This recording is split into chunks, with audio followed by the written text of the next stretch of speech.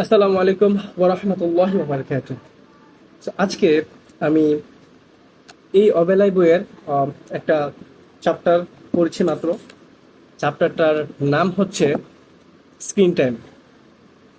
তো এই চ্যাপ্টার আসলে কি নিয়ে আলোচনা হবে তা আর বোঝার বাকি থাকে না। আহ, ছোট বড় মাঝারি ধনী গরিব মোটামুটি সবাই আমরা ফোন ইউজ করি এবং আমরা এই স্ক্রিন আসক্ত। এবং স্ক্রিন আসক্ত দুই দুই কারণে হয়। একটা হচ্ছে সোশ্যাল মিডিয়া, আরেকটা হচ্ছে অনলাইন ব্রাউজিং, শপিং, এগুলো। তো এই স্ক্রিন বা স্ক্রিন টাইমটা আমরা যতক্ষণ স্ক্রিনের দিকে তাকিয়ে থাকি, এটা আমাদের কতটুকু ক্ষতি করে এটা মোটামুটি আমরা সবাই জানি। আসলে ক্ষতিটা কতটুকু পর্যন্ত তার তার বিস্তরতা থাকতে পারে, সেটা হচ্ছে কথা। ওয়েল, সো এই অধ্যায়ে স্ক্রিন আসক্তি এই অধ্যায়ের মধ্যে উনি দেখিয়েছেন, লেখক শামসুল আলম শক্তি হাফিজাহুল্লাহ, উনি দেখিয়েছেন যে স্ক্রিন আমাদের কিভাবে ক্ষতি করে এবং কয়েকটা গবেষণা এনেছেন এবং তারপরে ছোট্ট করে একটা পরামর্শ দিয়েছেন কিভাবে আমরা এই স্ক্রিন আসক্তি থেকে বাঁচতে পারি। তো যেহেতু বইটা শুধু তরুণদের বা যুবক, উঠতি বয়সের যুবকদের উদ্দেশ্য করে লেখা, প্রত্যেকটা কথা এমনভাবে উনি লিখেছেন যেন আমাদের বোধগম্য হয়, বুঝতে সহজ হয়। আচ্ছা, এখন আমি চ্যাপ্টারে ফিরে যাই।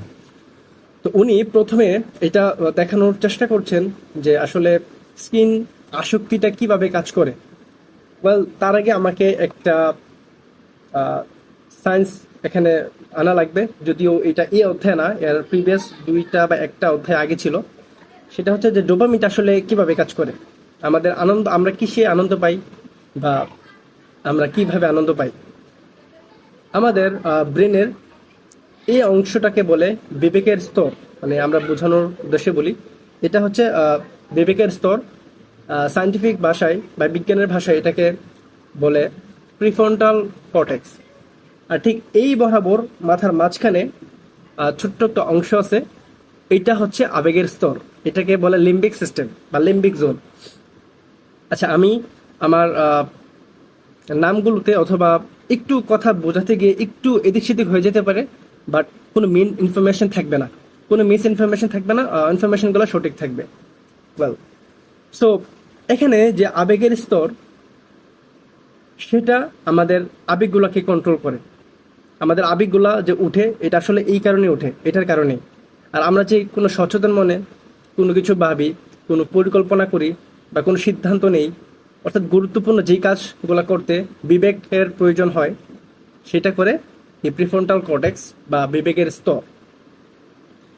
তো এই আবেগের স্তরটাকে, আমাদের বিবেকের স্তরটা সবসময় একটু দমায় রাখতে চায়। মানে এই ধরো আবেগের স্তরটা এভাবে ওঠানামা করে। তো যখন বেশি উপরে উঠতে যায়, তখন বিবেকটা কি করে, এটাকে একটু দমায় রাখতে চায়, কন্ট্রোলে রাখতে চায়।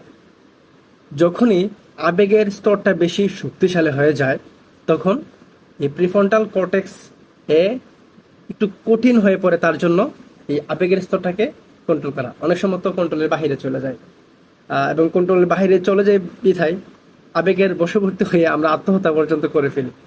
আচ্ছা, তো এখানে একটা দুইটার মধ্যে আবার একটা কানেকশন আছে, এটা হচ্ছে মেসোকর্টিক্যাল প্যাথওয়ের মাধ্যমে এটা কানেকশন, এটা আমাদের এত জানা দরকার নেই। তো এই লিম্বিক সিস্টেম হচ্ছে আমাদের এখন টপিক। তো এই লিম্বিক সিস্টেম কি করে, তার সেন্টারের সাথে, মানে তার এটার সাথে আরেকটা জোন আছে, এটাকে বলে রিওয়ার্ড সিস্টেম বা রিওয়ার্ড সেন্টার। তো এই সেন্টারের মধ্যে একটা তরল পদার্থ তৈরি হয়, একটা বা তরল পদার্থ বের হয়, এবং এটার নাম আমরা মোটামুটি কম বেশ সবাই জানি।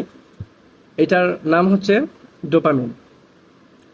তো ধরো এবার যেই পাইপ দিয়ে এই তরল পদার্থটা বের হয়, এটা হচ্ছে এরকম।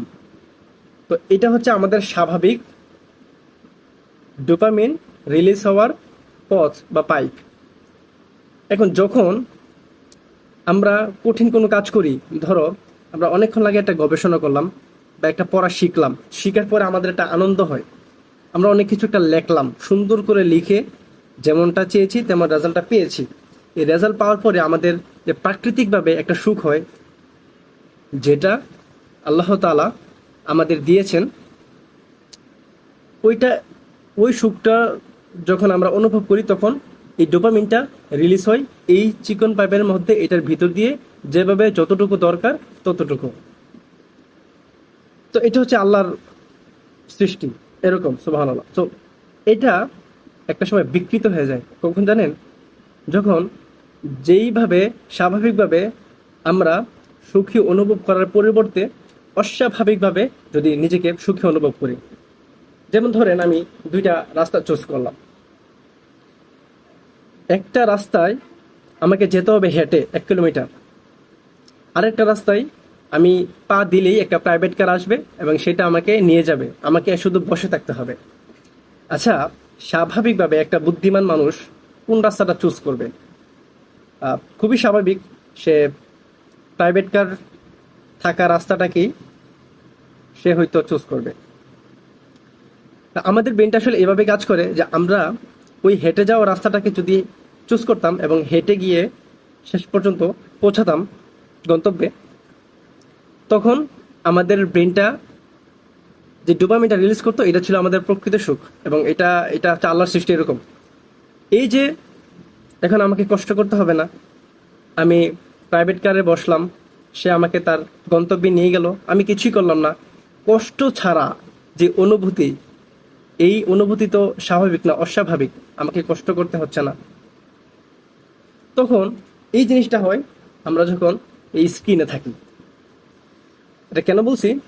যখন আমরা রিলস দেখি, একটার পর একটা ছোট ছোট ভিডিও আমরা দেখতেছি, তারপরে নতুন একটা স্ক্রল করতেছি, নতুন একটা আসতেছে। এই যে এটার মধ্যে আমাদের কোনো কষ্ট করতে হয় না। কষ্ট করতে হয় না বিধায় যে নতুন নতুন ইনফরমেশনগুলো আমাদের ব্রেনে ঢুকে আমরা আনন্দিত হই, বা একটা মজার ভিডিও দেখি, হোয়াট এভার, ভিডিও গেমস হতে পারে, তখন আমাদের কষ্ট করতে হয় না। এই কষ্ট করতে না হলে এটা প্রচুর পরিমাণে ডোপামিন রিলিজ করে, কষ্ট ছাড়া আনন্দ। তো এইটা যখন, এই অস্বাভাবিক ডোপামিনটা যখন রিলিজ হয় রিওয়ার্ডস সেন্টার থেকে, তখন এই পাইপটা আসলে এমন থাকে না, এমনভাবে ডোপামিন রিলিজ হয় যেটা স্বাভাবিক, এটা বিকৃত হয়ে আরো বড় আকার ধারণ করে। তখন উদাহরণস্বরূপ একটা চিকন পাইপে যদি 10 মিনিটে 1 লিটার পানি যায়, তাহলে ধরো ওইটা 10 লিটার পানি যাবে। তাহলে 10 লিটার পানি যদি যায়, স্বাভাবিকভাবেই পাইপটার চিকন থাকে না, পাইপটা মোটা হয়ে যায়। তো যখন আমরা ভিডিও গেমস দেখি অথবা আমরা স্ক্রিনে আসক্ত এমন কোনো কাজ করি যেটাতে মানে কোনো কষ্ট ছাড়াই ডোপামিন রিলিজ হয়, তখন এই আবেগের স্তরের জায়গার সাথে যে রিওয়ার্ড সেন্টার যে জড়িত, এটার যে পাইপ যেটার মাধ্যমে বা যেটার ভিতর দিয়ে ডোপামিনটা রিলিজ করে, এটা মোটা হয়ে যায়। এখন যখন এটা মোটা হয়ে যায়, তখন এটা ভর্তি যখন ডোপামিন রিলিজ করবে, তখন আমাদের কাছে মনে হবে সুখ। ওই চিকন থাকতে যতটুকু ডোপামিন রিলিজ হইলেই আমাদের নিজেকে সুখী অনুভব আমরা করতাম, এটা কিন্তু আর হবে না। কারণ অলরেডি এটা মোটা হয়ে গেছে। এখন এটার ফুল মানে এটা ভরে যখন যাবে ডোপামিনটা, তখন আমাদের খুশি অনুভব হবে। তখন এই স্বাভাবিক কাজগুলোর মধ্যে আমরা মনোযোগটা হারিয়ে ফেলি। এই জন্যই 2 ঘন্টা গেমস খেললে বা 2 ঘন্টা রিলস দেখলে আর পড়তে মন চায় না। বা যে কাজগুলো কষ্ট করে আমরা অর্জন করতে হয় সাফল্য, ওই কাজগুলো করতে মন চায় না। তখনই ধরে ঝিমানি, ভাল লাগে না, এইগুলা হয়। মানে আমরা লম্বা সময়ের কোনো কাজ আমরা খুব স্বাভাবিকভাবেই করতে পারি না। এই গেল ডোপামিনের কাজ। তো লেখক এই বইয়ের মধ্যে কয়েকটা গবেষণা আনছে, যে উনি দেখছেন যে উনি যে গবেষণাগুলো আনছেন তার মধ্যে একটা হচ্ছে এরকম যে 2010 সালের পর থেকে মানুষের মানে আমেরিকার মধ্যে দেখা গেছে প্রতি 4 জনে একজন মানসিক রোগী, তার স্ট্রেসে ভোগে, তার ডিপ্রেশনে ভোগে, আর প্রতি 20 জনে একজন চিকিৎসা নেয়। এটা কেন? তো এখানে উনি অনেক গবেষণা অনেক কিছু টানছে এবং উনি দেখিয়েছেন যে এটা সবচেয়ে বড় কারণ হচ্ছে স্ক্রিন। তা আমরা এখন এই জিনিসটা বুঝতেই পারি যে যখন শর্ট টার্ম ভিডিও দেখে বা রিলস দেখে যখন আমরা আনন্দিত হই, তখন লং টাইমের কাজগুলো সাধারণত আমরা করতে চাইবো না, বা আমাদের ব্রেনে এই মেসেজ দিবে না। একজন মনোচিকিৎসক, আই গেস ওর নামটা হচ্ছে অ্যানা লিম্বিক এমডি। তো উনি এক রিসার্চে উনি বলেছেন যে তুমি যদি শর্ট টাইমে আনন্দ চাও, তুমি যদি অল্প কাজ করে আনন্দ চাও, তাহলে তুমি লিম্বিক সিস্টেমে কাজ করছো, মানে আবেগের স্তরে আছো তুমি। আর যদি কষ্ট করে লম্বা সময় নিয়ে তুমি আনন্দ চাও, তাহলে তুমি প্রিফ্রন্টাল কর্টেক্স অর্থাৎ বিবেকের স্তর দিয়ে কাজ করছো। তো এই হচ্ছে এরকম।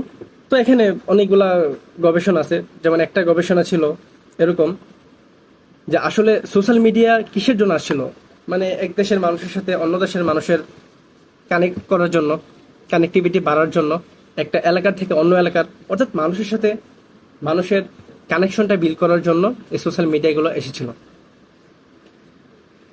আদৌ কি কানেকশন বিল্ড করতে পারছে, নাকি ভিতরে ভিতরে আরো একাকিত্ব তৈরি করছে?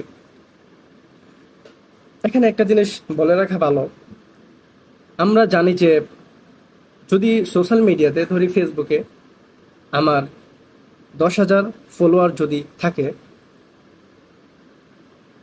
কতক্ষণ থাকবে? যতক্ষণ আমি ফেসবুকে অনলাইন অ্যাক্টিভ থাকবো ততক্ষণ। বাট নেক্সট এরপরে কি?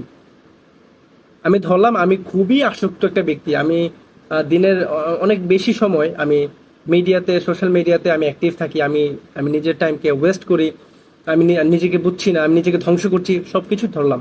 কিন্তু কতক্ষণ? 6 ঘন্টা, 10 ঘন্টা ধরলাম ঘুমের 6 ঘন্টা। বাকি সময় আমি কোথায় থাকি? আমি তো এই পৃথিবীতেই থাকি, তাই না? আমি তো অফলাইনে থাকি, আমি তো মানুষ আমার সামনে দিয়ে যায়, আমি আল্লাহর সৃষ্টি দেখি, প্রকৃতি দেখি, মানুষ দেখি, এটাই তো হয়। তো সোশ্যাল মিডিয়া আসার আগে আমাদের ভালো খারাপটা নির্ভর করতো অনেকটা স্বাভাবিক অফলাইন ফিজিক্যাল মানুষের উপরে। আমার আম্মু যদি, আমার ভাই যদি, আমার বাবা, আমার মামা, কেউ যদি আমাকে ভালো কথা বলতো আমার ভালো লাগতো, আমার প্রশংসা করতো ভালো লাগতো। তারা যদি আমাকে একটু নেগেটিভ কথা বলতো, আমি নেগেটিভ মোটিভেশন নিতাম। তো এখন কিন্তু আর এমনটা হয় না। এখন দেখা গেছে আমি ফেসবুক স্ক্রল করতেছি, আমি যে ওই যে ছোট্ট ওই যে লং শর্ট টাইমের যে আনন্দটা আমি নিচ্ছি কোনো কষ্ট ছাড়াই, এই যে ডোপামিন যে এত পরিমাণে রিলিজ হচ্ছে, আমার যে যে যে তার সেটা যার মোটা হয়ে গেছে পাইপ, এটার কারণে ওই মানুষের কথাগুলো এখন আমার ভিতরে যায় না। দেখা গেছে আমি স্ক্রল করতেছি, আমার আম্মু আমার বলতেছে একটা কথা, আমি হুম হুম হুম ঠিক আছে, আচ্ছা, এতটুকুই বলতেছি। হ্যাঁ, দেখা গেছে আমার ছোট ভাই আসছে বা আমার অন্য কেউ আসছে, আয়সা একটা কথা বলছে, যখন আমি তাদের কথায় মনোযোগ দিই না, স্বাভাবিকভাবেই তারা কথার আগ্রহ হারিয়ে তারা চলে যাবে। তো এমনটা হয় আমাদের। দেখা যায় যতক্ষণ আমরা ফেসবুকে থাকি ততক্ষণ তো ভালোই, ভালো থাকি তো আসলে বলা যায় না, এটাকে আসক্তি বলে, এটাকে নেশা বলে এক প্রকার। যখন বের হই বাস্তব দুনিয়ায় আমরা আসি, তখন তো আর ওই ওই শর্ট টাইমের আনন্দ তো আর পাই না, তখন আমরা একাকিত্ব বোধ করি। তো এটা ছিল একটা রিসার্চ যে আসলে সোশ্যাল মিডিয়াতে বেশি অ্যাক্টিভ থাকলে আসলে নিজেকে ফিল গুড এটা তো আসলে হই না, বরং আমরা বরং একাকিত্ব ফিল করি, আমরা আরো একা হয়ে যাই। আচ্ছা, এবার আমি তো কিছু বললাম, এবার আমি সরাসরি বইয়ের থেকে আমার কিছু আমি কিছু মার্ক করে রাখছিলাম। অনেকগুলো গবেষণা ছিল, তার মধ্যে স্বাভাবিক গবেষণাগুলো আমরা সবাই জানি যে এটা ঘুম নষ্ট করে, এটা স্মৃতিশক্তি কমায় দেয়, ভাল লাগে না, এগুলো তো আমরা সবাই জানি। দুইটা কিছু রিসার্চ আমার কাছে খুবই নতুন লাগছে এবং খুবই ভয়ঙ্কর মনে হয়েছে, এবং সেটা সবার জানা উচিত। এটা বইয়ের ঠিক যেভাবে আছে আমি সেভাবে পড়ছি। বেশি স্ক্রিন টাইম পেট ভরার সিগন্যালকে বাধা দিচ্ছে, ফলে মোবাইল দেখতে দেখতে খাবার খাওয়ার যে ব্যাপারটা, এটা মুটিয়ে যাবার সাথে সম্পর্কিত। খেয়ে ফেলছে অনেক, কিন্তু পেট যে ভরে গেছে আগেই টেরও পাইনি। জাস্ট চিন্তা করেন। আচ্ছা, আরেকটা গবেষণা বলি। 3 ঘন্টা ভিডিও গেমস নোটেড, 3 ঘন্টা ভিডিও গেম খেলার পর রক্তে ভালো কোলেস্টেরলটা অনেক কমে গেছে, যার কারণে রক্তে চর্বি জমে গিয়েছে। উনি বলছেন যে 3 ঘন্টা ভিডিও গেমস খেলার পরে রক্ত কোলেস্টেরলের পরিমাণ কমে যায়, এসডিএল আর কি, যেটা রক্তে চর্বি কমায়। ফলে শিশু কিশোর বয়সে মোটা হওয়ার সাথে ভিডিও গেমের আত্মীয়তা আছে। জাস্ট চিন্তা করেন, এরকম অনেকগুলো রিসার্চ উনি এখানে বলেছেন। তো তার মধ্যে এই দুইটা আমার কাছে খুবই, মানে আমি এরকম কাছাকাছি কথা শুনলো, এত স্পেসিফিক কথা আমি শুনিনি, যে পেট ভরার সাথে তারপরে মোটা হওয়ার সাথে স্ক্রিন টাইম জড়িত। এটা আমার কাছে একটু নতুনই মনে হয়েছে, যার কারণে আপনাকে বলা। ওয়েল, সো এখন উনি বেশি সমাধানে উনি বেশি কিছু বলে নাই। উনি বলছে যে এখন কি করবা তাহলে? প্রথমত, স্মার্টফোনটা বাবাকে দিয়ে দাও। 2, ফোন ছাড়া থাকা শুরু করো। 24 ঘন্টা দিয়ে শুরু করো, 1 মাস পর্যন্ত বাড়াও।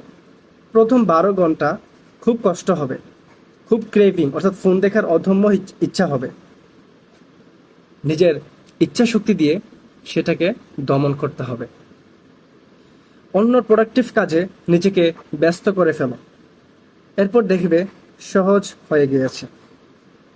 স্ট্যানফোর্ড ইউনিভার্সিটি এর অ্যাডিকশন মেডিসিন এর প্রধান মনোচিকিৎসক অ্যানা লেম্বিক এমডি এর পক্ষ থেকে পরামর্শ এটাই। সো এই ছিল আজকের ভিডিও আমার কাছে। ওয়েল, আমি এটা মনে হয় আমার প্রথম ভিডিও রেকর্ড হবে, এবং এটা যদি আমি কাউকে পাঠাই, হয়তো আমার আত্মীয় স্বজন বা আমার কোনো খুব কাছের বন্ধুকে পাঠাবো। ভিডিওটা খুব প্রফেশনালভাবে নেওয়ার কিছুই নাই, তবে যে ইনফরমেশনগুলো আমি দিয়েছি এই ভিডিওতে, আমার কাছে মনে হয় এগুলা একটু জানা থাকলে ভালো। শত্রুকে আমরা যত বেশি চিনতে পারবো, শত্রুর সাথে মোকাবেলা করাটা ততটাই সহজ। তো স্ক্রিন আসক্তি যে আমাদের কত বড় এনিমি, কত বড় শত্রু, তার বলার বাকি থাকে না। তো ওকে, ঠিক আছে, ভিডিওটা শেষ করলাম। Thank you. আসসালামু আলাইকুম ওয়া রাহমাতুল্লাহি ওয়া বারাকাতুহু।